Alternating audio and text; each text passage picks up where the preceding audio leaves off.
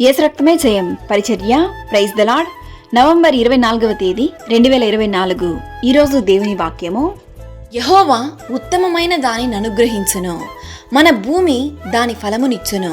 కీర్తనలు 85వ కీర్తన 12వ వాక్యము. యెహోవా ఉత్తముడు, శ్రమదినమందు ఆయన ఆశ్రయ దుర్గము, తన యందు నమ్మిక ఉంచు వారిని ఆయన ఎరుగును.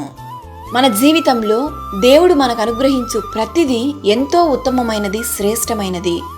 దేవుని సన్నిధిలో అనేక రోజులుగా నీ సమస్యను బట్టి ప్రార్థించి ఆశతో, నిరీక్షణతో ఎదురు చూస్తున్న నీ సమయం ఎప్పుడూ వ్యర్థం కాదు.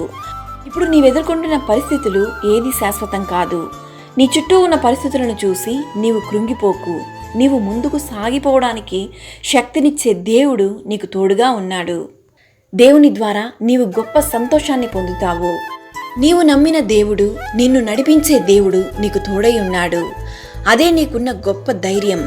దేవుని వాగ్దానముల మీద ఆధారపడి జీవించు. నీ జీవితం ఆశీర్వాదంగా ఉండాలంటే బద్ధకాన్ని విడిచిపెట్టు. ప్రార్థించడం ఒక సాధనంగా మార్చుకో. దేవుడు తప్పకుండా నిన్ను ఆశీర్వదించి నూతన కృపతో నిన్ను నడిపిస్తాడు.